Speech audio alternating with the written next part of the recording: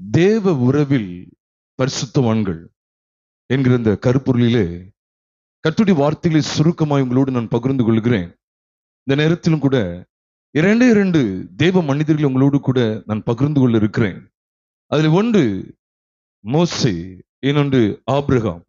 இந்த ரெண்டு மனிதர்களை குறித்த சில சத்தியங்களை மாத்திரம். அவர்கள் தேவனோடு எவ்வளவாய் ஒன்றிணைந்து இருந்தார்கள், தேவ உறவிலே அவர்கள் மகிழ்ச்சியாய் காணப்பட்டிருந்தார்கள், தேவனோடு உள்ள சம்பாஷணையினாலே எப்படிப்பட்ட தாக்கத்தை சமுதாயத்தில் ஏற்படுத்தினார்கள் என்கிறத சுருக்கமாக உங்களோடு கூட பகிர்ந்து கொள்ள இருக்கிறேன். இந்த செய்திக்கு ஆயத்தமாக 1 பேதுருவின் புஸ்தகம் 3வது அதிகாரம் 18வது வசனத்தை கவனிப்போமேயானால், கிறிஸ்துவும் நம்மை தேவனிடத்தில் சேர்க்கும்படி அநீதி உள்ளவர்களுக்கு பதிலாக நீதி உள்ளவராய் பாவங்களின் நிமித்தம் ஒரு தரம் பாடுபட்டார், அவர் மாம்சத்திலே கொலையுண்டு ஆவியிலே உயிர்ப்பிக்கப்பட்டார் என்று சொல்லி அங்கு வேதத்திலே பார்க்க முடிகிறது. அது மாத்திரமல்ல, 1 கொரிந்தியரின் புஸ்தகம் 1வது அதிகாரம் 9வது வசனத்தை வாசிக்கும் போதும் அங்கேயும் கூட வேதம் சொல்லுகிறது, இயேசு கிறிஸ்துவுடனே கூட ஐக்கியமாய் இருப்பதற்கு தேவன் நம்மை அழைத்தாராம். நம்முடைய குமாரனும் நம்முடைய கர்த்தருமாய் இருக்கிற இயேசு கிறிஸ்துவுடனே ஐக்கியமாய் இருப்பதற்கு உங்களை அழைத்த தேவன் உண்மை உள்ளவர் என்று அங்கு எழுதப்பட்டிருக்கிறது. ஆக முதலாவது நாம் விளங்கிக் கொள்ள வேண்டிய அற்புதமான சத்தியம் என்ன? கிறிஸ்து இயேசு நம்முடைய பாவங்களுக்காக இந்த பூமியிலே பாடுபட்டு இரத்தம் சிந்தி ஜீவனை கொடுத்து மரித்தோரிலிருந்து அவர் உயிரோடு கூட எழுந்தார். இந்த சத்தியத்தினுடைய வெளிச்சம் நமக்கு எப்படிப்பட்ட படிப்பினையை கற்றுத்தருகிறது என்று சொன்னால், நாமும் தேவனும் ஐக்கியப்படக்கூடாதவர்களாய், தடைப்பட்டவர்களாய், தேவ சமூகத்திலே தடை பண்ணப்பட்டவர்களாய், நாமும் உன்னதமான தேவனும் உறவாடுவதற்கு தடையை பெற்ற ஜனங்களாய் நாமும் காணப்பட்டிருந்தோம். அப்படியாய் பெரும் பிளவு ஏற்பட்டிருந்த நமக்கும் தேவனுக்கும் இடையிலிருந்த அந்த உறவை சீர்படுத்துவதற்காக, நம்மை தேவனோடு கூட இணைத்து விடுவதற்காக, நாம் தேவனுடைய உறவிலே மகிழ்ந்திருக்கும்படிக்கு கிறிஸ்துவானவர் இந்த பூமியிலே இயேசு என்கிற பெயரில் வெளிப்பட்டு நம்முடைய எல்லா அக்கிரமங்களையும் பாவங்களையும் நமக்கும் தேவனுக்கும் இடையில் இருக்கிற உறவிலே ஆண்டவர் அந்த உறவிலே காணப்பட்டிருந்த அந்த விரிசலை கர்த்தராகிய இயேசு கிறிஸ்துவானவர் தம்மை மரணத்துக்கு ஒப்பு கொடுத்தது நிமித்தமாய் சரி செய்தார் என்று நாம் வேதத்தின் அடிப்படையில் பார்க்கிறோம்.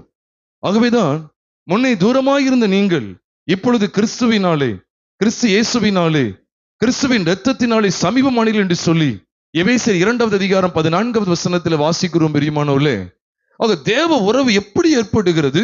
கிறிஸ்து இந்த பூமியிலே மனுஷனாய் வெளிப்பட்டு நம்முடைய எல்லா அக்கிரமங்களையும் கல்வாரி சிலுவையிலே சுமந்து தீர்த்தபடியினாலே, நமக்காக மரித்தோரிலிருந்து எழுப்பப்பட்டதினாலே, நமக்கும் தேவனுக்கும் இடையே ஒரு உறுதியான, ஒரு தெளிவான, ஒரு சீரான உறவு ஏற்படுகிறது என்கிற சத்தியத்தை நீங்களும் நானும் கற்றுக்கொள்ளுகிறோம்.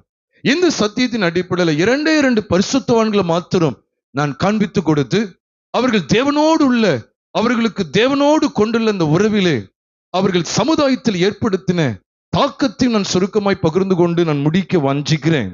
அதற்கு ஆதாரமாக சங்கீதத்தின் புஸ்தகம் 106வது சங்கீதம் 23ஆம் வசனத்தை நாம் பார்க்கும்போது, அவர்களை நாசம் பண்ணுவேன் என்றாராம். அப்பொழுது அவரால் தெரிந்து கொள்ளப்பட்ட மோசே அவர்களை அவர் அழிக்காதபடிக்கு அவருடைய உக்கிரத்தை ஆற்றும் பொருட்டு அவருக்கு முன்பாக திறப்பின் வாயிலிலே நின்றான் என்று வேதம் சொல்லுகிறது. நம்ம எல்லாருக்கும் தெரியும், யாத்திராகமத்தின் புஸ்தகம் 32வது அதிகாரத்தில் பார்க்கும்போது மோசே தேவனுடைய ஜனங்களுக்காக, இது எதை குறிக்கிறது என்று சொன்னால், சொந்த சபை, தேவன் தம்முடைய சொந்த ஜனத்தை கைவிடாமல், தம்முடைய சொந்த ஜனத்தை அழிவுக்கு உட்படுத்தாமல் என்ன செய்கிறார்? காப்பாற்றுகிறார். அதற்கு மோசே உத்தரவாதம் பண்ணினார். அது எப்படிப்பட்ட உத்தரவாதம்? உத்தரவாதம் என்று சொன்ன உடனே ஏதோ மோசே கர்த்தரோடு உறவாடிட்டான் அதனால காக்கப்பட்டாங்க அப்படின்னு சொல்லி சாதாரணமா எடுத்து விடக்கூடாது. அதனாலதான் நான் முதல்ல சொல்லிட்டேன், இந்த தேவ உறவு எதனாலதான் ஒரு மனுஷன் ஒரு மனுஷிக்கு ஏற்படுகிறது என்று சொன்னால், முன்னே நாம் தூரமா இருந்தோம், தேவனுக்கும் நமக்கும் எவ்விதமான சம்பந்தமும் கிடையாது. அப்படிப்பட்ட தூரமா இருந்த நம்மை கிறிஸ்து இயேசு தம்முடைய விலையேறப்பெற்ற இரத்தத்தினாலும், தம்முடைய விலையேறப்பெற்ற மரணத்தினாலும், தம்முடைய விலையேறப்பெற்ற உயிர்த்தெழுதலினாலும் தேவனோடு ஒப்புரவாக்கினார். இதைத்தான் ரோமர் 5வது அதிகாரம் 10ஆம் வசனம் சொல்லுகிறது.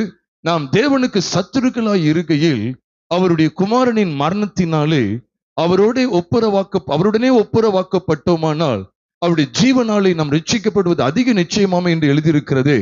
ஆக தேவ உறவு எப்படிதான் ஏற்படுகிறது?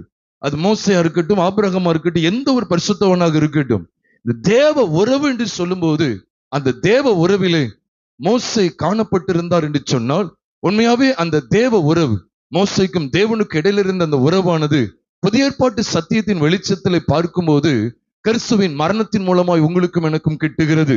இந்த வெளிச்சத்துலதான் அந்த வசனத்தை தியானிக்கணும். இவ்விதமாய் சிலுவையை பற்றிய உபதேசத்தை பற்றி கொண்டிருக்கிற, சிலுவையை பற்றிய உபதேசத்தை பற்றுகிற விசுவாசத்தின் மூலமாய் தேவனோடு உறவிலே காணப்படுகிற ஜனங்கள் அவருடைய சொந்த ஜனத்துக்காக திறப்பிலே நிற்கிறார்கள். அதான் மோசேனுடைய வாழ்க்கை மூலமாய் பார்க்கிறோம். மோசே பாருங்க, அவரால் தெரிந்து கொள்ளப்பட்ட மோசே, அவர்களே என்று சொல்லியிருக்கு. அவர்கள் தேவனுடைய ஜனங்கள், சபை என்று சொல்லலாம், காங்கிரிகேஷன் என்று ஆங்கிலத்தில் சொல்லப்பட்டிருக்கும். சபை அழிக்கப்படாதபடிக்கு தேவ உறவிலே நின்றான். அப்ப இந்த மனுஷன் தேவ உறவிலே சபையை அழிக்காதபடி காத்து கொண்டான். நாமும் கூட கிறிஸ்து இயேசுவை பற்றும் விசுவாசத்தினாலே, கிறிஸ்துவின் மரணம் மற்றும் அவருடைய உயிர்த்தெழுதலை பற்றிய பற்றுகிற விசுவாசத்தினாலே தேவ உறவில் அமைந்தவர்களாய், தேவ உறவிலே ஒரு பெருங்கூட்ட ஜனத்தை, அதாவது சபையை, சீர்கெட்டு போன சபையை உயிர்ப்பிக்க அழைக்கப்பட்டிருக்கிறோம். சீர்கெட்டு போன சபையை காப்பாற்றும்படிக்கு நாம் அழைக்கப்பட்டிருக்கிறோம் என்பதை மறந்துவிடக் கூடாது.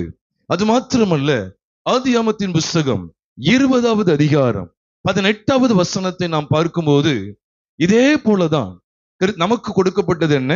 கிறிஸ்து இயேசுவின் மரணம், அவருடைய உயிர்த்தெழுதலை பற்றுகிற விசுவாசத்தினாலே தூரமாயிருந்த நாம் தேவனோடு நெருங்கி தேவ உறவுக்கு உட்பட்டு இருக்கிற நாம் மற்ற ஜனங்களுக்காகவும் ஜெபித்து அவர்களையும் அழிக்காதபடிக்கு தேவன் இரக்கம் செய்யும்படிக்கு நாம் திறப்பில் நிற்க வேண்டியது இருக்கிறது. ஆதியாகமம் 20வது அதிகாரம் 18ஆம் வசனத்தை நாம் பார்க்கும்போது அங்கு வேதம் சொல்லுகிறது, ஆபிரகாம் தேவனை நோக்கி வேண்டிக் கொண்டான். அப்பொழுது தேவன் அபிமெலேக்கையும் அவன் மனைவியையும் அவன் வேலைக்காரிகளையும் குணமாக்கி என்று வேதம் சொல்லுகிறது. குணமாக்கினார். இதைத்தான் ஆண்டவர் முன்னமே சொன்னார். அவன் உனக்காக என்ன செய்வான்? வேண்டுதல் செய்வான், உனக்காக வேண்டிக் கொள்வான் சொல்லி ஆண்டதுக்கு முன்பாகவே சொல்லியிருந்ததை நாம் வேதத்துல பார்க்க முடியும். பிரியமானவர்களே, 7ஆம் வசனத்துல பார்க்கும்போது, நீ பிழைக்கும்படிக்கு அவன் உனக்காக வேண்டுதல் செய்வான் என்று 7ஆம் வசனத்துல ஆண்டவர் சொல்லியிருந்தார். அப்போ இது மற்ற ஜனங்கள், அந்நியர்கள். அப்ப உண்மையாவே தேவ உறவிலே சபையை காத்துக் கொள்ளுகிறோம்.